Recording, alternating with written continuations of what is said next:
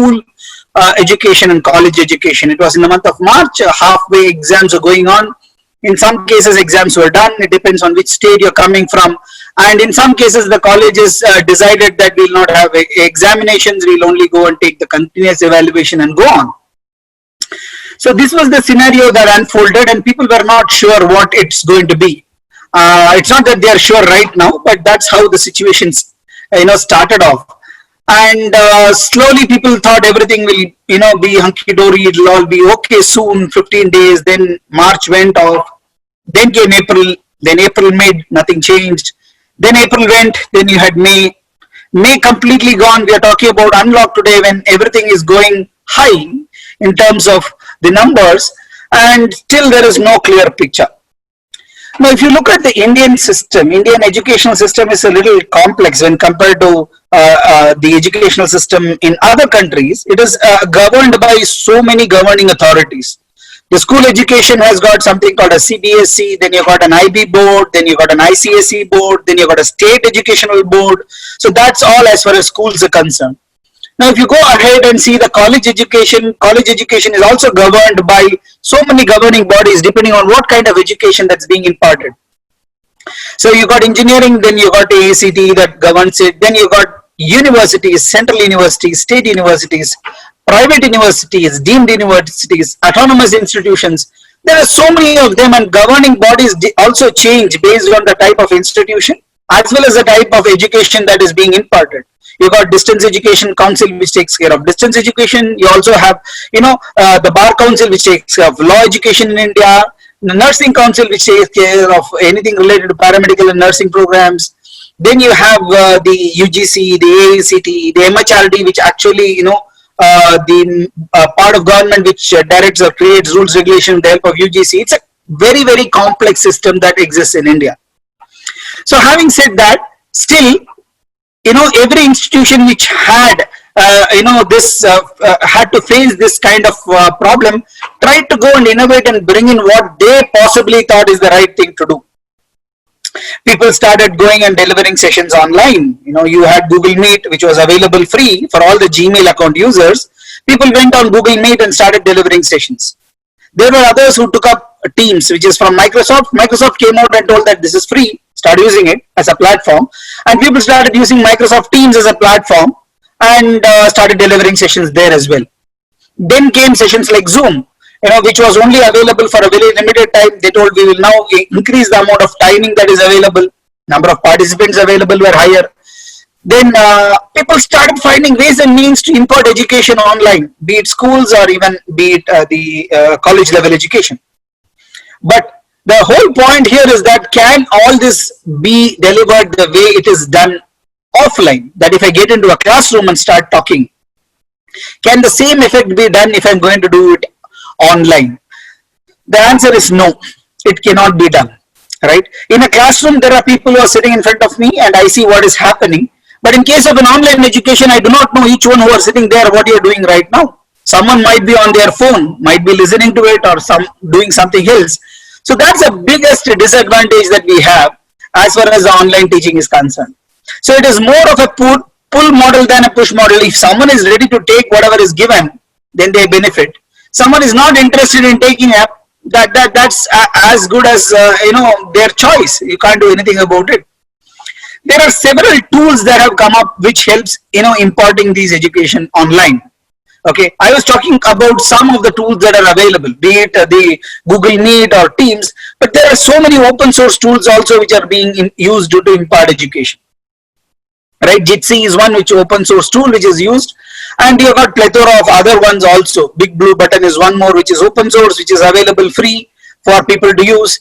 But the whole point is that can education that is being delivered online give the same effect that if it is delivered offline? The answer is no. Reasons. One, if you are talking about an online platform, you don't have an opportunity to interact with peers. The fellow who is sitting in the classroom, their peer learning happens a lot, be it at the college level or even at the postgraduate level. How do you learn a lot is through your peers who are going to sit with you in the particular class. So that makes a lot learning happen. That cannot easily happen in case of online learning. You can say we're all there in the same room. Hey, there is a chat room. I'll go and chat. I'll ask. But it is a little difficult. It cannot seamlessly happen the way it has happened. The second, the kind of team playing ability that you get while you go and sit in a classroom or to go to a college, that also is not so easy to be done in an online mode. The kind of team playing ability that you get, understanding how to work in teams, be it leading teams or even having the humility to be a part of the team and then working towards a goal that is set. All this is a part of learning that happens when you're getting into a college in an offline mode. This is very difficult for it to be done in an online mode. So this is a fundamental difference, I would say, that in online education, when it is going to impart, used to impart education, these aspects cannot be easily brought in an online mode of education. But will this sustain? Can this go on? The answer is it will go on, because the reason for it is we do not know for how long we are going to have this scenario existing.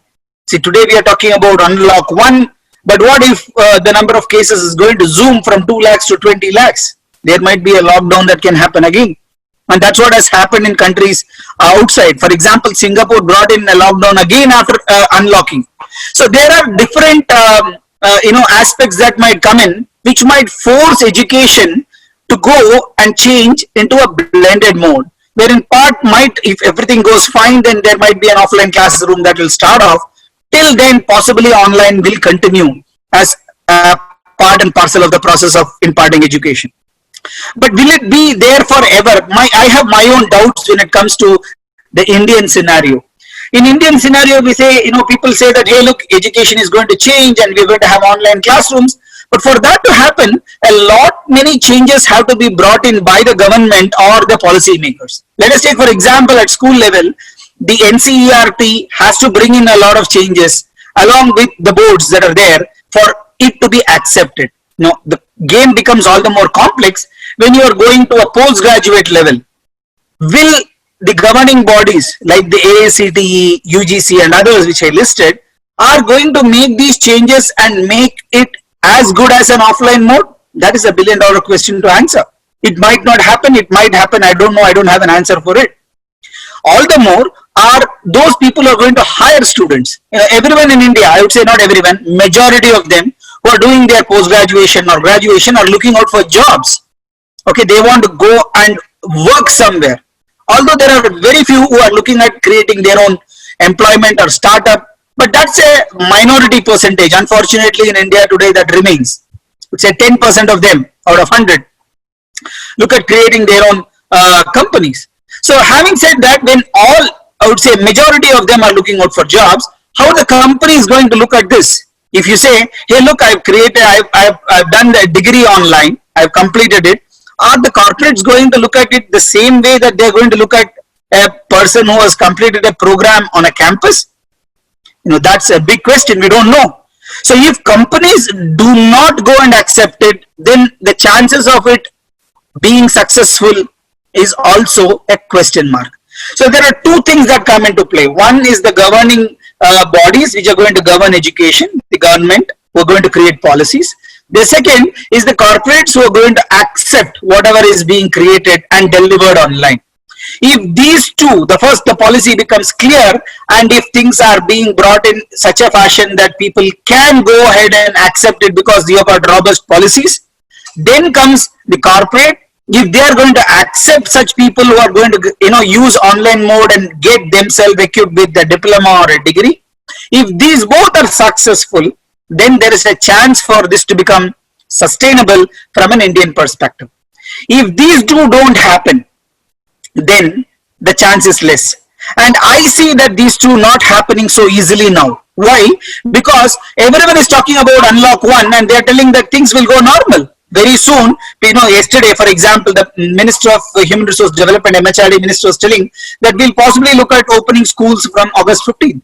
So people are in fact telling about going offline with social distancing in place, going back to school, back to colleges. This is what in discussion is, which means there might not be a chance of robust policies coming in place for online mode of education to happen. Okay. Now, why is the government not thinking? Because the realities in India are very different. Why? Even electricity is a problem at many places today. People don't have electricity continuously. They might get only 3 to 4 hours for possibly charging some devices or using it for some essential purpose, right? So electricity is an issue. Post that, availability of gadgets. Many have mobile phones today, but how many have access to the laptops and desktops? That is again an issue. Then comes high-speed connectivity. Thanks to a couple of telecom providers who have brought in high-speed connectivity available to the masses of India, but still if you look at the rural part of India, they still do not run on a 4G network. They are still dependent on the 2G networks, which is used for calling and possibly sending SMSs. So how about inclusivity then? There are people who are going to be there in rural parts of India who will not have access to education. In fact, I saw a recent news where one student really got upset that she could not attend the classes and took an extreme step. So if things like this happen, then it will be very difficult. So considering the realities of India, the government might not bring in this as a norm of imparting complete education online. Might not be the mode that will be opened up so soon. So that being the case, the policies might not come up and the policies might not be in place for something like that to be a reality. So that being the case, now let us look at the corporate aspect of it. Will corporates go and accept it? The reason is, I spoke to a couple of HRs asking that would you look at a student who has completed entire education online, be it a graduation degree. They told possibly no. As of now, we don't really think we will look at something like that. So that is what the HR's view is when it comes to recruiting people. Why? They don't have an answer, but they don't have a confidence of recruiting such students who possibly will be graduating or completing their graduation or post-graduation in an online mode. So that being the case, these two are two prime reasons for an online mode of education not being 100% successful as a model in India. Okay, there are other aspects that add to it. When you are into a college or you are doing your education in an offline mode, either being a student who is going to take up a residential program or a day scholar who is going to go to a college and come back, the learning that's going to happen will be phenomenal when it comes to the social skills, okay, the interpersonal skills, which actually matter a lot when it comes to success. Right. So if there was a survey that was taken about why, how are some people successful who graduated out of Stanford? They did a survey. They went and spoke to all people in a span of 10 years who graduated out of this school, which is at Stanford, and asked them what do they contribute their success to. Is it a technical aspect or is it a soft skill? In fact, you'll be surprised to know that more than 90% of them attributed their success to the soft skills that they have, and only 10% of them told soft skills is not the number one aspect, it is something else. So which shows that majority of them have attributed their success to soft skills, and these soft skills can be built very easily in an offline mode when you're going to interact with people, talk to people, and possibly do a presentation in a gathering of 100, 200 people. That's a different experience. Like for example, I am talking to all of you. There are about 250 plus people here. How would the feel be if there's going to be an auditorium where you have 250 people sitting? It's a different feel altogether. Rather than sitting in front of a laptop and talking to all of you, where in a window I say about 12 of them, the rest are not even seen. This is a different experience altogether. So if I am trained for this and suddenly I am put into a place where I am going to talk to 500 people, then that will not be easy for someone to adapt from this mode to that mode. In fact, adapting from that mode to this mode is much easier, because here I am only seeing a window screen and I am talking to all of you.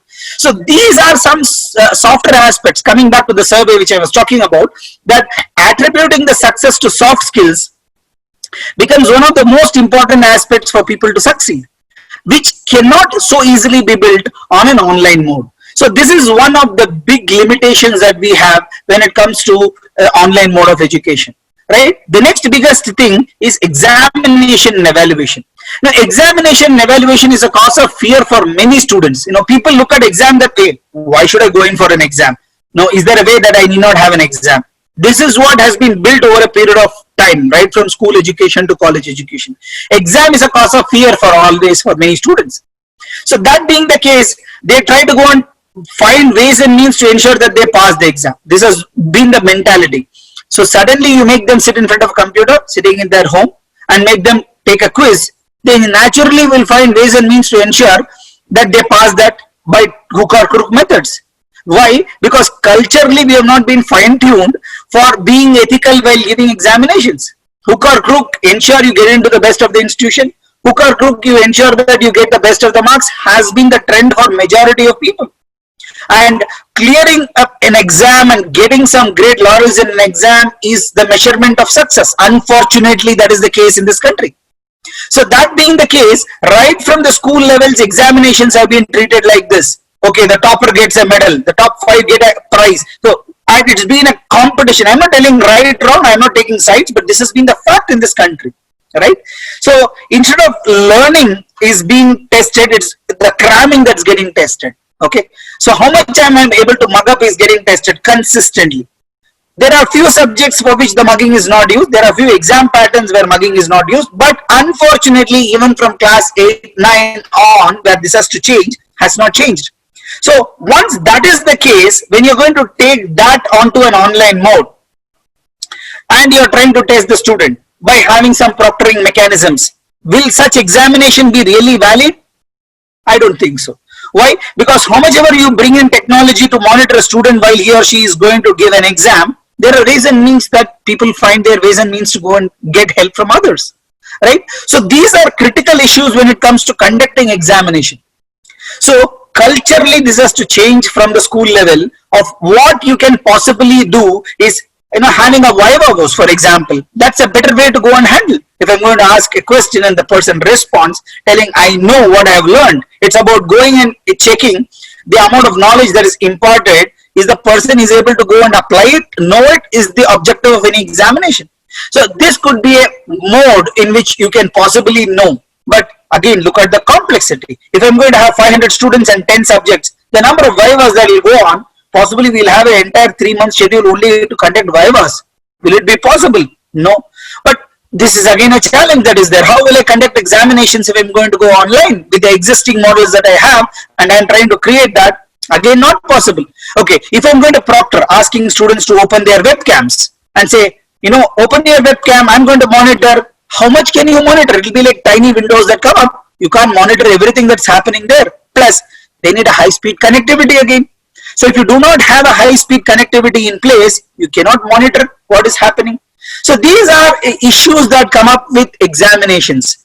So while these come up as issues with examinations, how do you go and conduct it? You'll have to say, okay, let us go and take up a timed exam with objective type questions being asked so that it becomes better. So these are the alternatives that might come up, telling, can we look at these alternatives? Can we make sure that the students don't have time to go and ask? Can we make it timed? So these are possible ways and means in which people are trying to see if examinations can happen online.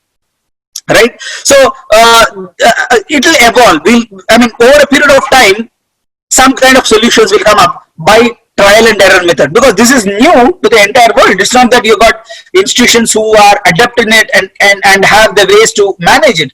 People are trying ways and means to go and find out how this can happen. Right? So how is education going to change in India? I've been talking about all the plus minus that is there in India education. Now let me come to my views of how this entire education is going to change in India. One, there is a certainty that this online mode will continue partially. Okay, I'm not saying this all will go off. In spite of lockdown being lifted, in spite of unlock 1, 2, 3, whatever comes up, online mode will still remain and will be utilized for several purposes, because now we have unleashed the potential of online. Education has been one where the industry 4.0 trends have not actually hit it, where others have actually taken a lot from online. But in India, education has not been taken so seriously from an industry 4.0 perspective. So that being the case, it will definitely have an impact, and blended mode will set in, where part of it will be definitely given a preference to be delivered online, right? And offline will still continue. Why? Because practical issues. If you want to do a practical lab class in chemistry or physics or even in engineering, or even in master's level in management, you want to use a terminal to go and access, it will always be needed for you to get into an offline mode, right? So offline will continue, and there will be some things where online can be depended on, and online sessions can be pre-recorded sessions will be put up. And I think this blended mode will continue till the point in time policy measures are in place, where policy clearance are got by the government, and the customers or the corporate, for me, if I call them as customers, okay, they are also accepting the online mode. Till these two happens, this blended can possibly become a reality in future as far as Indian education is concerned.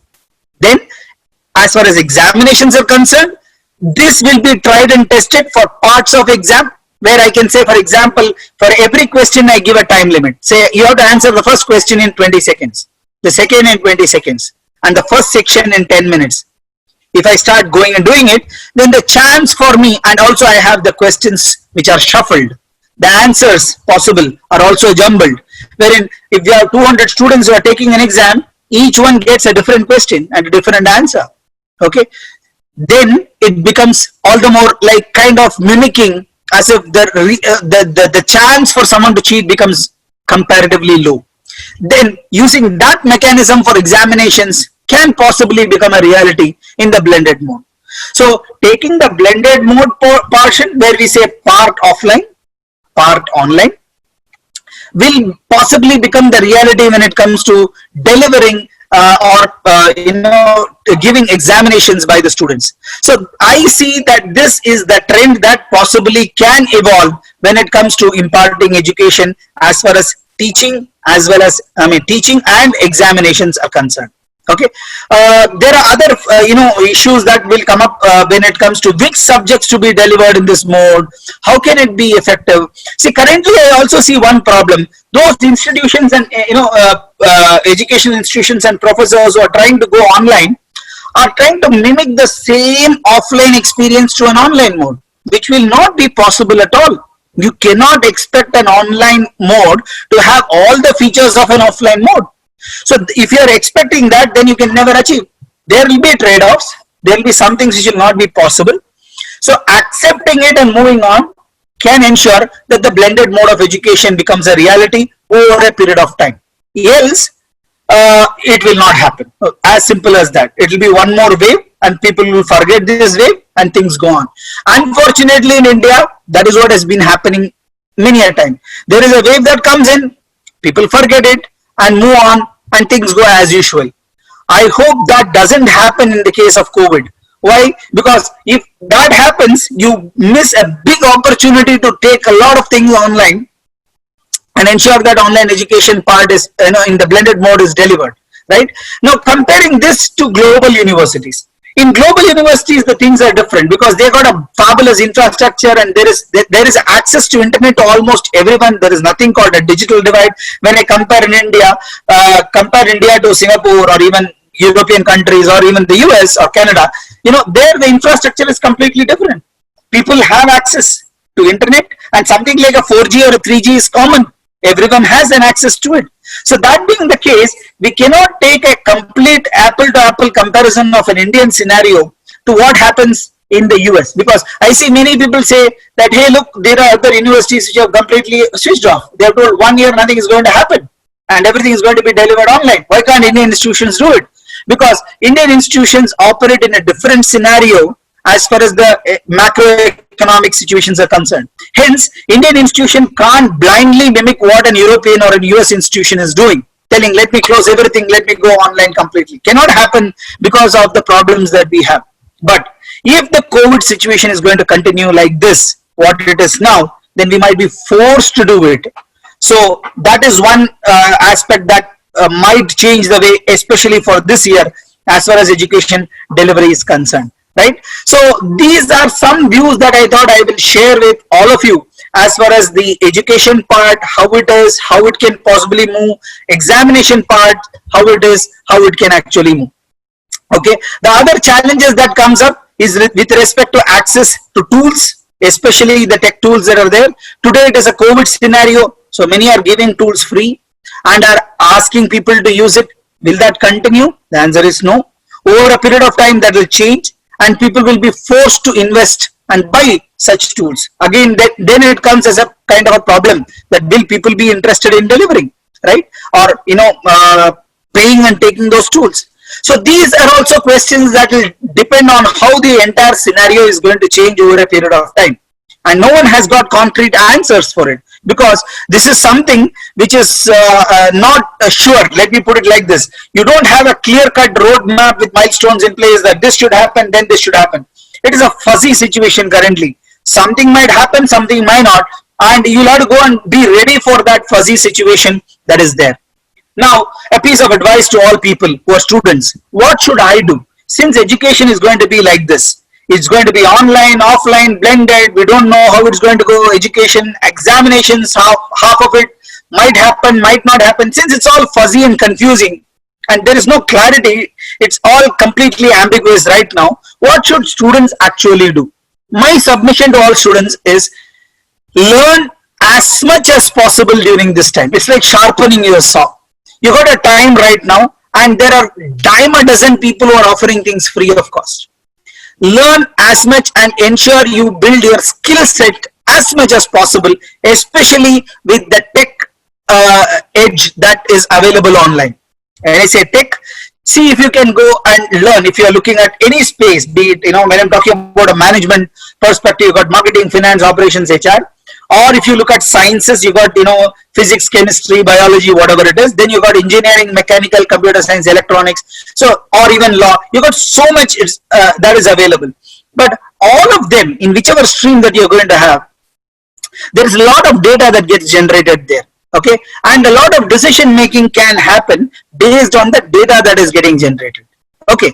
So, if you're able to go and analyze data and take decisions, the right decisions that can help you in making yourself a better person when it comes to employability. So look out for such courses and see if you can learn them. If you can possibly understand analyzing data and bringing insights from that data, you can call it as data science and data analytics are the areas where you can possibly get yourself equipped with. So the moment you're going to get equipped with those areas, and if you have that skill sets with you, then your ability or your employability quotient goes high and your value in the market also goes very high. And there are so many of them which offer such things online today, right? So go look out for them, start enrolling and ensuring you're equipping yourself with such kind of skill sets. This is something which is phenomenal as far as the value that it is going to give you when you complete such courses, right? So that is first advice that I would give.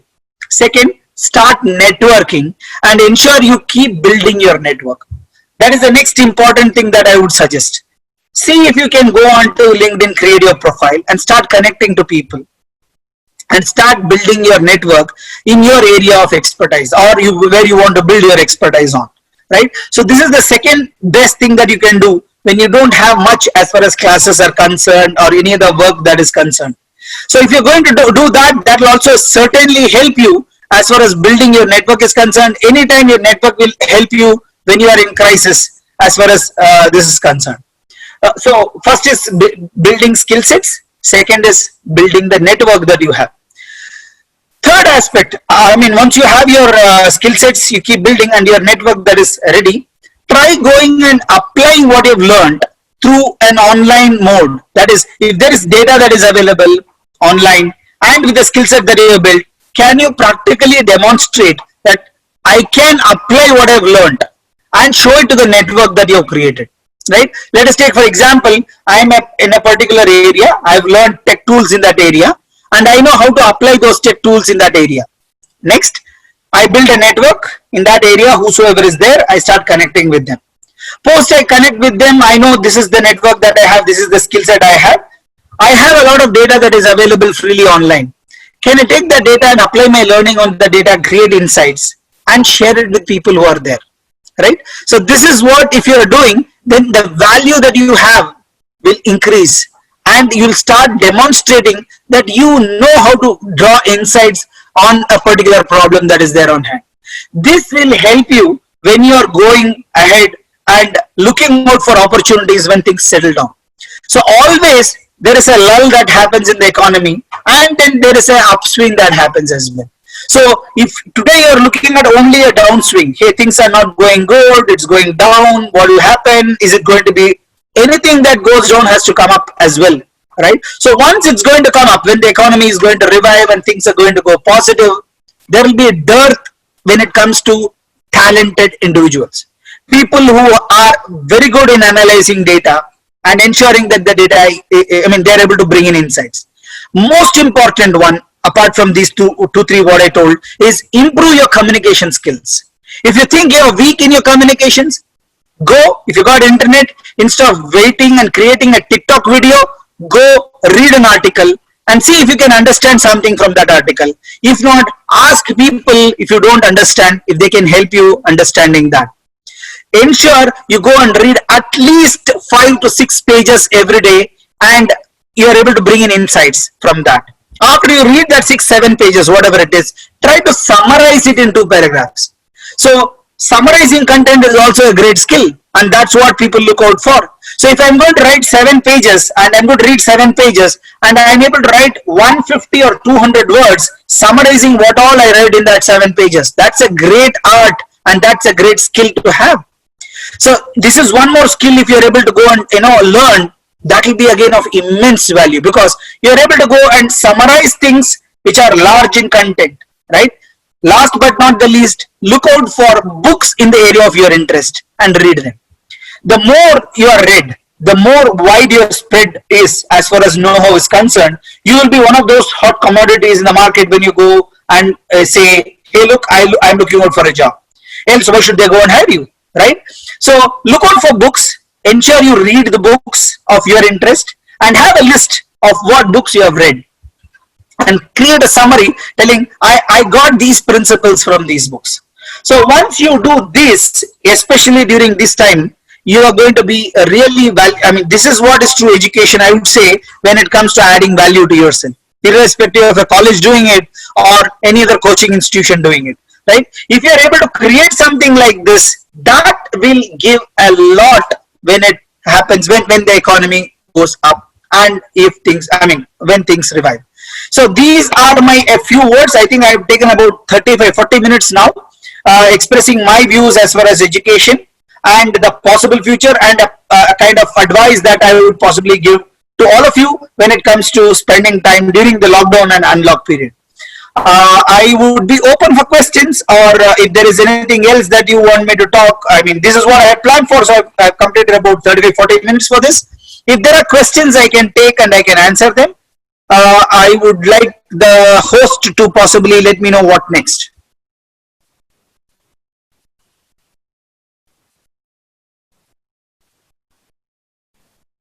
So there's a few questionnaire coming up in a couple of minutes, sir.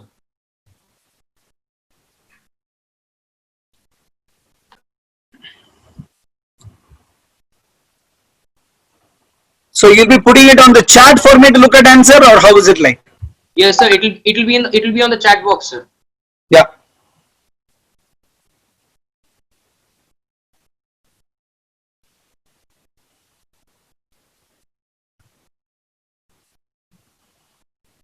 I am waiting. I am looking at the chat window. So if there are questions that are coming up, I'll be more than happy to answer them.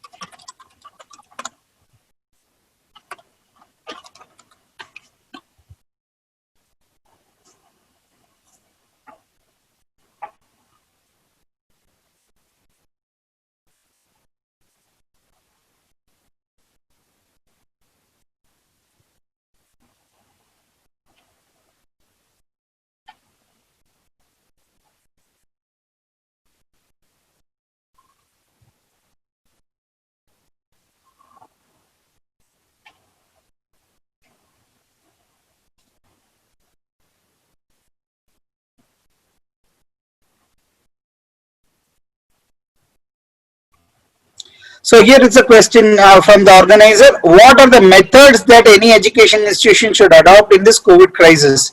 So methods is, there is no other method but for an online mode of going and giving education, imparting education. So if you're talking about specifically how, either you use a Google Meet or a Google Classroom, which is free of cost as far as education is concerned, and create sessions and start delivering. That is free of cost. There is no cost involved. Second, Microsoft Teams has also made it free as far as education is concerned. So education institutions can look at Microsoft Teams for imparting education through the platform which is Microsoft Teams, because it's kind of an LMS, learning management system, which can be used to impart education. Zoom is only a tool for webinars and you also have meetings in it. But when you talk about a learning management systems, it is an LMS which can help you go and create the content, share the content with the participants, and also have, going ahead and giving sessions to students. So that is as far as, education institutions are concerned. There are dime a dozen tools which are available for going and creating content and hosting it. YouTube is one great channel where if you want to go and use to reach a lot of people. Okay, so that is as far as the first question. Let me go one by one. I am seeing a lot of other questions coming up. In case of online mode is imparted in education system, what would be the career for teaching faculty and challenges? The challenges for teaching faculty members is you cannot control a class. You do not know who is actually, there involving them. Now, for example, there are 250 people, but I'm not able to involve anyone them because there are rules, regulations that are set for conducting this webinar. So for teaching faculty or career in teaching, it's tough for people to go and get this mode where you don't have engagement happening. So engaging with people, that's actually a big challenge when it comes to engaging everyone.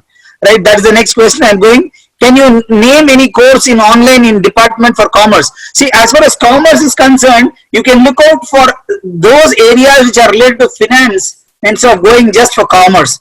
Look out for such courses which are available in the area of finance, financial analytics, which you can possibly, or even forensics in finance.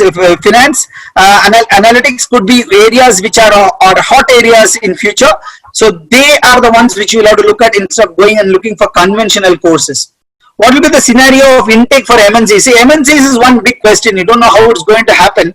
Investment in India might be higher. That's what we are looking at, because when companies exit from China, India becomes the destination for many MNCs. So if at all they're going to set shops here, and if you're going to attract all of them by possibly changing our labor laws and other laws that govern, will make it easy for business to operate. If that's going to happen, then you'll have many MNCs which are going to give business opportunities and job opportunities for people in India.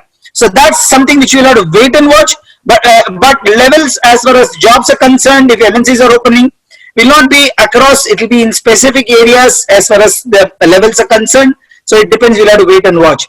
Why are institutions only concentrating on regular education and not running classes for improving skills? It's more important for higher studies studying in students. So, skill education is one aspect of it. So if you're going to impart skill, then you're looking at polytechnic education, right? Education is not only imparting skills, it is about developing higher order thinking. So if I want to create drivers, I will teach how to go and drive a car. But if I'm going to create people who will create the next generation car, then that needs a different kind of education. So answering here the question, running classes for skill set is only one aspect as far as the lower order thinking is concerned, which a polytechnic possibly can do. But if you're looking at engineering and management, it's not only about that, it's about creating the higher order thinking. That's what institutions are doing now. So how can we develop network beyond LinkedIn and other networks? See, developing network, if you're looking at, one is LinkedIn, that is a platform, hence I told LinkedIn. The other ways of doing it, only when you're going to have unlock opening up, then you can possibly go and talk to people. If you're going to a college or a group, that can help you go and create networks. I don't know any other ways that which you can create networks, okay? As far as online education improving, what scenario for faculty recruitment development in institution? I didn't understand the question, so I'm skipping that question.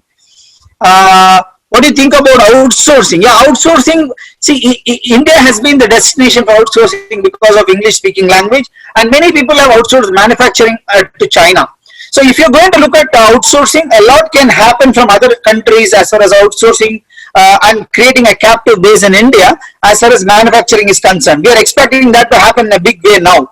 Apart from that, the regular outsourcing which was there will continue because of follow the sun model and the 24/7 that support that we give. So to my knowledge, there is not something great that will happen. It will continue, but we'll have to see how companies move from China and how things are going to change.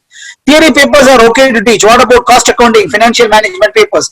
So any paper that you want to teach, you can go online and teach. Okay, there is a tool called Whiteboard. Okay, in Google there is a tool called what is that? It's called, one second, I'll tell you what is a tool that is used as far as Google is concerned. There is a tool called Jamboard. Yeah.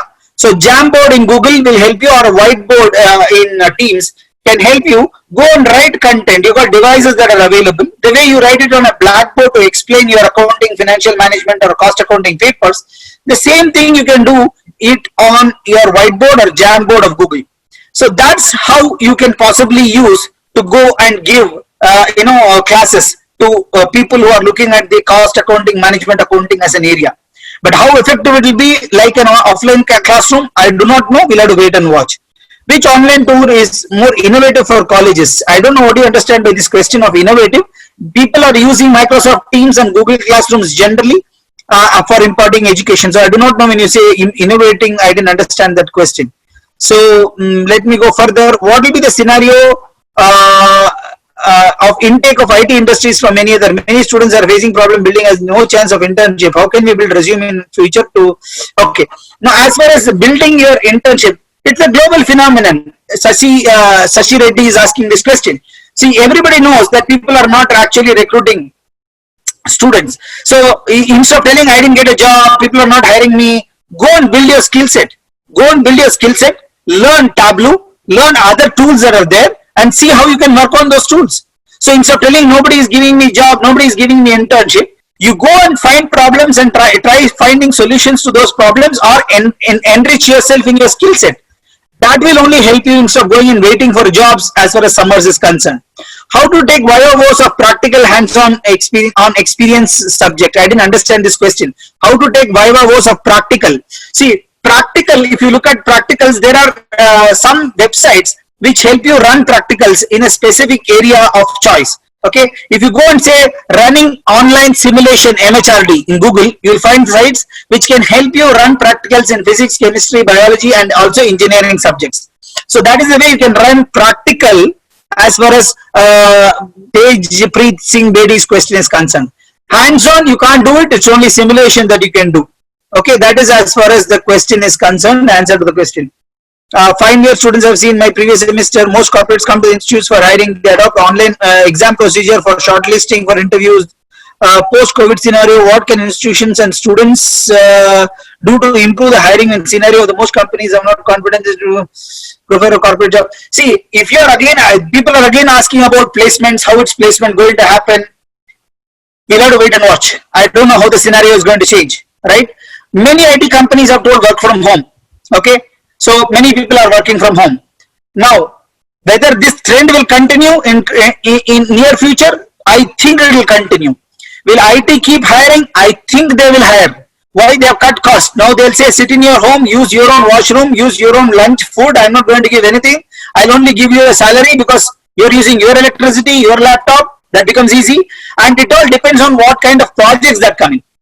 There will be a lot of projects that will come in the area of pharma, medicine. This is my view.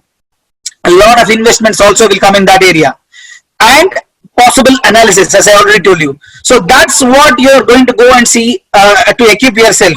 Okay, if they do not have confidence to recruit a student coming from an online evaluation scenario. So it's a global phenomenon. It's not only about you.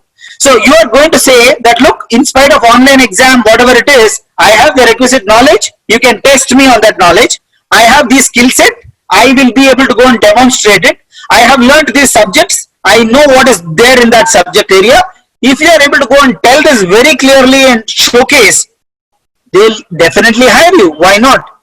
Okay. Next question. Okay, it's going up. Preferably technical subjects. I didn't understand. In this session relevant to medicos. Is this session relevant to medicos? I don't know. You'll have to ask the host. I was supposed to talk about education. That's what I've done. What are skills that are available for a student to learn in this lockdown? Any website available? You can go to Coursera, Coursera, Udemy, Udacity are all the where courses are available. Asking Aravind Bari's question. Okay, the next. Let me go.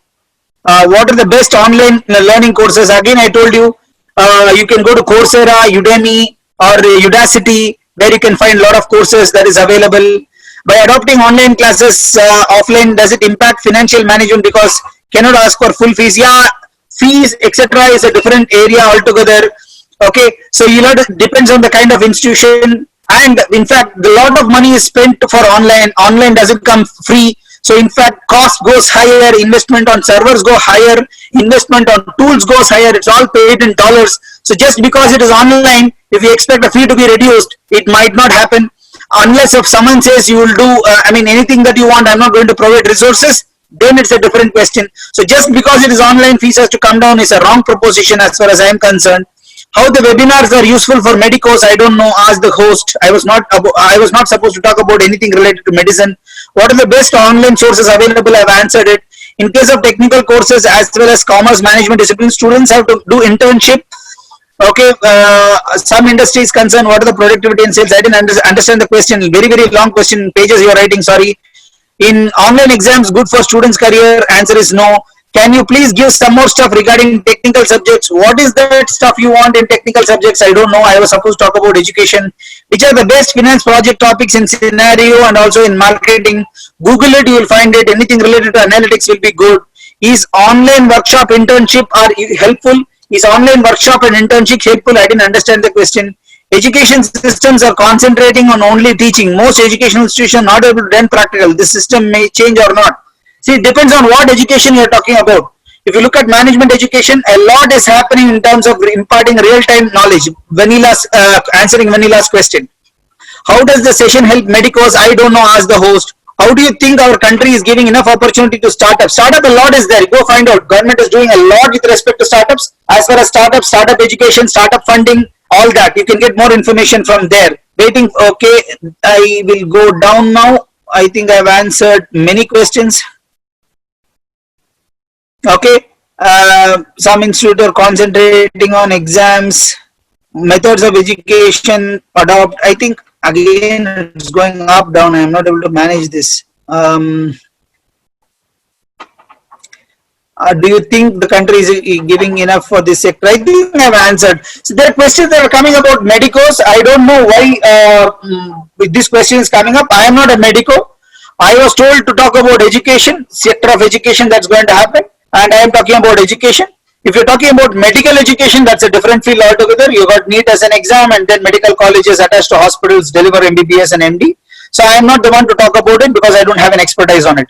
I was asked to talk about Indian education system and generally about examinations. That's what I've done, right? So I think I have answered the questions that have come up in the chat box. Unless there is anything more, let me scroll and see. I think I have answered almost all the questions. So sorry for the interruption, sir. Yeah. So there's one faculty who want to talk to you regarding one question. Should I unmute him, sir? Yeah, please. Thank you, sir. Hello, sir. Yeah. Sir, I am Sudhir. I am pursuing ECE second year in Lenin Institute of Technology, sir. Yeah. Hello. I'm able to hear you. Please go ahead. Yeah, sir. Our problem is in rural areas we are not able to conduct online class, right, sir? Hello. Ask the question. I can't keep acknowledging for every sentence that you're making. Ask the question in 2-3 sentences and close. Sir, there are many graduates, right, sir, in our India, right, sir? So, if we can keep the students from social distance, we can teach them, right, sir? So I really didn't understand your question. You're telling that if social distancing is maintained, can we ensure that students are taught? The answer is yes. That's what government is planning, but how effective it will be, we do not know. Sir, there are many undergraduate.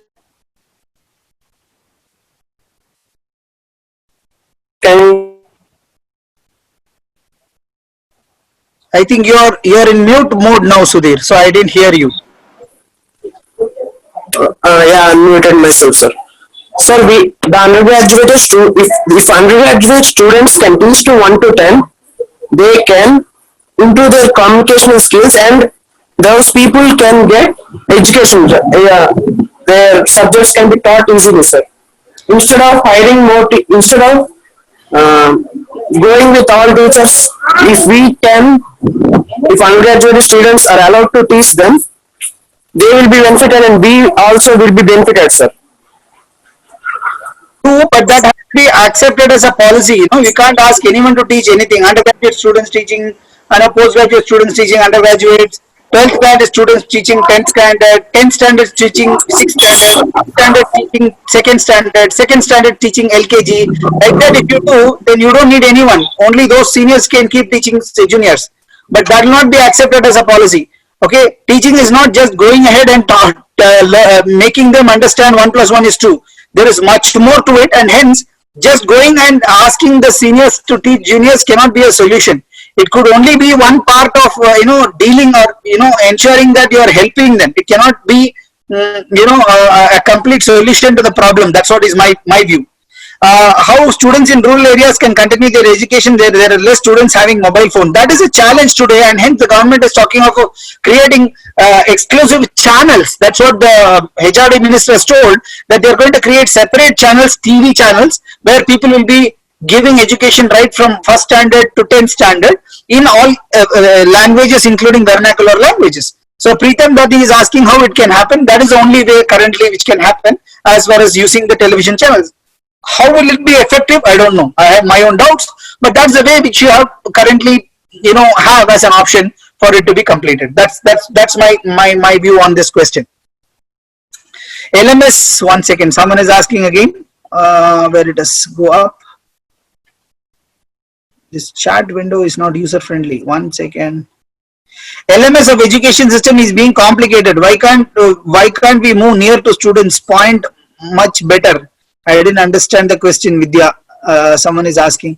If university gets access from online courses, for instance, let us say Coursera, then we can get easy access of different courses of in this difficult period, might be free for students. Yeah, if institutions can get access, institutions do offer such things to students. In fact, Coursera has given access and edX has given access to specific educational institutions that can possibly be given to others like the students, which can be used, but it is not infinite. There is very specific set of licensing that is given to educational institution, which is used, and it could be passed on to other students or individuals as well. So that's about Raju Girme's question, answering his question, right? Great, it's almost time. I think you got something out of this session. I don't know if you had any value add or not, but thank you for listening to me patiently. It is almost an hour now. I will close it. If you got any other doubts or anything, you can possibly Google my name and find my email address, and then possibly I can give my reply to such questions. One question, Srikar, young people education system. Oh, it's running into pages. I can't read the question, but by the time I read the question, something else is coming up. Right? Thank you so much. I hope you got something from this session that got organized for all of you.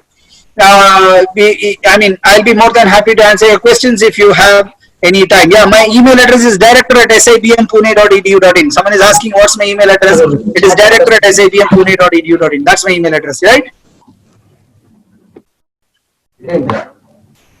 Thank you so much, sir. Thank you for the valuable inputs. Hope this session will be really useful for everyone. Thank you for your time, sir. Thank you. Thank you. Good day.